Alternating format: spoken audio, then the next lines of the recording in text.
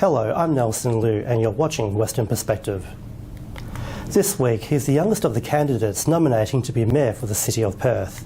At 36, business owner Brodie McCulloch has a vision for the city, hoping to create new opportunities for residents and businesses in a bid to prepare Perth for the future. In the next part of our local council series, I spoke to Brodie about his aspirations and his goal in local council. Brodie McCulloch, thanks for joining us. So you're running for Mayor for the City of Perth. Why do you want to be Mayor? So the city's got a few challenges. It was just starting to improve over January, February, March, but then COVID hit. You know, there's been 6 years of economic downturn in the city, and we're seeing that play out in a number of the social issues that are happening with homelessness, with some of the safety challenges in the city. But then also with COVID, now we have a big problem of, you know, people have discovered they can work from home, so they don't need to come into the city every day to work. So we really need to create a great experience. So every day people have a really good reason to come into Perth, whether that's to work, whether it's for entertainment, whether it's for tourism. All of these things need to be really sharp so that people understand that Perth's a great place to come to work, live and play. Now we've seen some of the other candidates going for Mayor as well, and some of them have some issues that could be perceived as conflicts with some of the other things that they're doing in the day-to-day at the moment. Do you have any of those kind of conflicts at the moment? So I'm stepping back from all my role at Space Cubed to focus 100% on being Lord Mayor of the City of Perth. I don't have any conflicts from a personal perspective. I own an apartment in East Perth with my partner, but also through the business have spaces. So pay rates within the city both on a commercial perspective but also on a residential perspective. And that puts me in a really unique position to say, you know, how do we better spend the city's rates? How do we better spend the residents' rates to have a better impact on Perth? There are 5 candidates running for the Mayor of the City of Perth. You're the youngest one at 36. What sort of impact do you think that you're going to have compared to the other candidates? Yeah, so interestingly, the average age of a resident in the City of Perth is around 36. So I'm actually a big representative of the demographic majority of the city.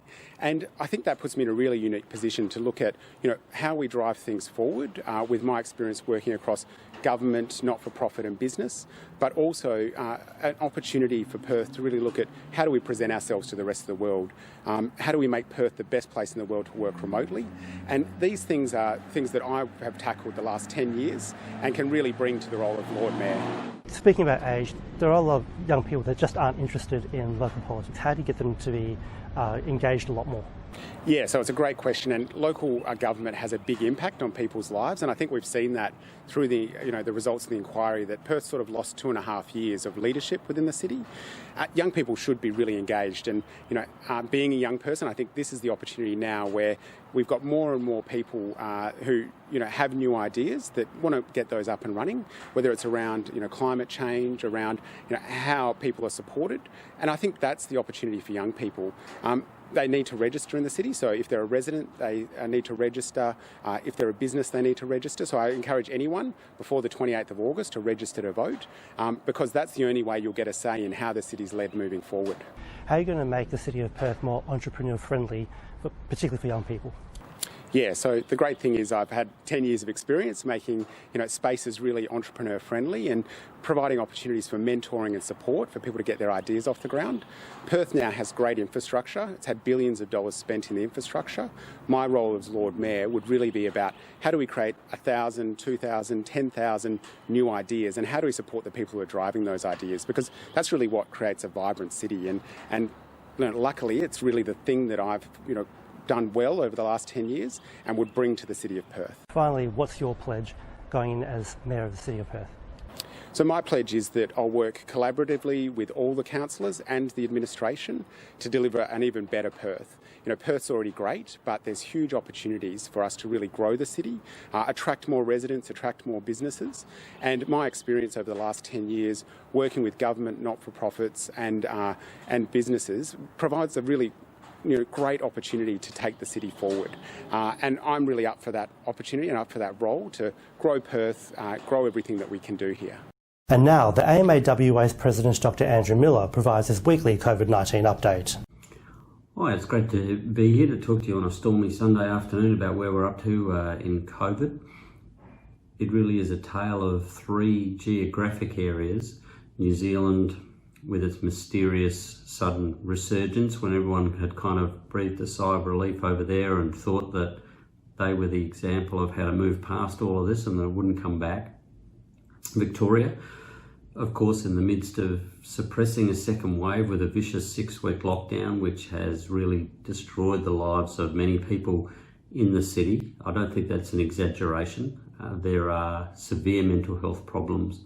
There's a huge range of healthcare workers now infected in the aged care and the hospital system, and we need to understand exactly how to avoid that when there's an outbreak in other states around the country, and do what we can to help our friends and colleagues and loved ones who are in Victoria at the moment. And then there's WA itself, and thinking about how adequate our preparations are. There are nurses who have gone from WA, nurses and others, to assist in Victoria, and it's with some concern that I note a 2 to 3 times increased risk for COVID infection in healthcare workers than in the rest of the population in Victoria.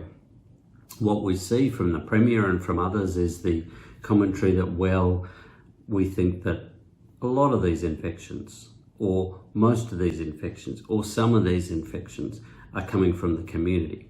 Well, that may be the case, but the reality is that the state and other employers have an obligation to provide a safe workplace. So you should not have a higher risk of catching COVID because you work in COVID hospitals, when we know that there are places in the world, in Italy and in Asia, who have demonstrated that you can have zero healthcare worker infection at work if you pay enough attention to risk controls. So the risk controls start with elimination, then move on to substitution. So test to eliminate, make sure you know who the patients are who are positive. Substitution, use telehealth where you can, don't do things face to face. Then into engineering. Have they got the airflow they need? Have they got the space they need? And have they set up enough negative pressure rooms? Answer to all of those things? No. Overwhelmingly no in Victoria. Overwhelmingly no in Western Australia at the moment. So the elimination, substitution, engineering control is not good enough.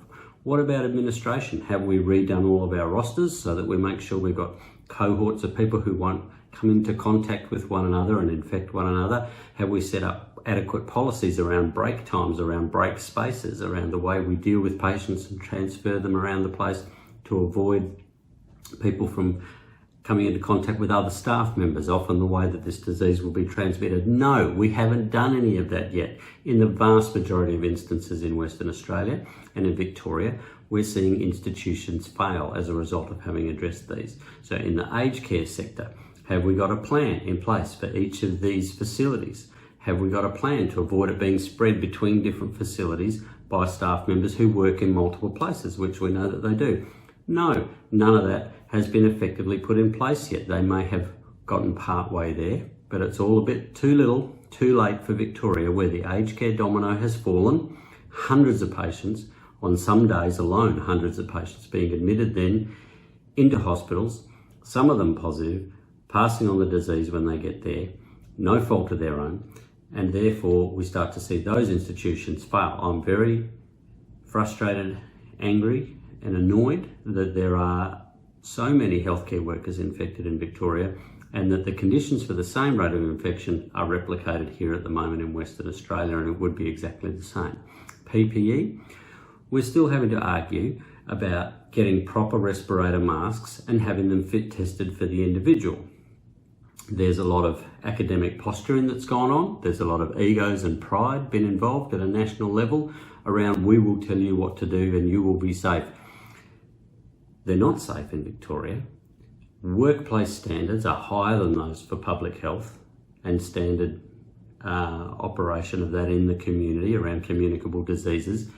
Workplaces have zero tolerance for injuring workers. That is the Australian law. The precautionary principle applies. So I'm sorry if I'm sounding a little bit strident about all of that today, but these are things that should have been done months ago, and we will not tolerate in Western Australia them not being fixed shortly. Now, I would like to give the government kudos and the Parliament a big thank you for passing the legislation that assumes that a worker caught their COVID at work for the purposes of workers' compensation. That is a terrific step forward, and if the regulations follow through and this disease is properly regarded as workplace acquired for healthcare workers, it's the least you can do. They're putting they're taking their lives on the line and putting everything at risk for the community. That's a great development.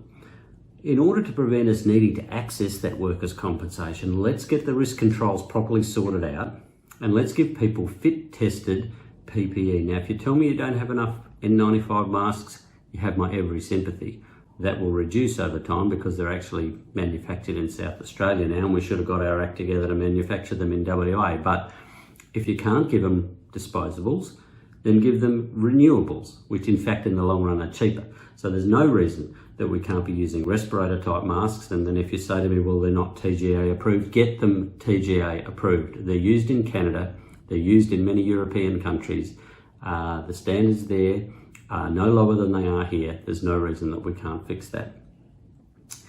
New Zealand is a fascinating situation, and I think it's a wake-up call to all of us that we can think we got this disease under control, as we did in Vietnam for 100 days, New Zealand for over 100 days. All of a sudden you see an outbreak. Probably come from hotel quarantine, makes us look at our own arrangement, our own situation. What has happened with the AFL? We now see that they're not following the rules necessarily with regard to visitation in hotels. That's what people do. People like to get together. It's not a groundbreaking science here. I think that's been pretty well known for a long, long time, that whatever rules you have that keep people apart, someone's going to break them. Is it worth the risk in the long run for introducing it into our society? Well, we love our football. We love our things like the Royal Show. Let's not muck it up. We're enjoying our phase 4 here, better than 90% of the rest of the world. So until we get to a vaccine, I think we have good cause to be optimistic about vaccine next year. Until we get there, we really have to hold it together, because Victoria is demonstrating right now the only tool that is available to us if we start getting a decent breakout in Western Australia is going to be lockdown. And that is going to be the ruin of many businesses, many lives, and in a mental health sense, incredibly damaging. So let's just stay humble, let's stay agile, let's stay thoughtful, let's look after our healthcare workers, and let's be grateful for what we have. Thanks for your time. And that's all for this week. We'll be back with another episode of WP next time, but until then, it's back to you, Ivan and Sarah. Thank you, Nelson. And that's our weekly news and current affairs. For news anytime, you can visit our website and social media pages. See you next weekend and have a good night. Wish you good health and take care.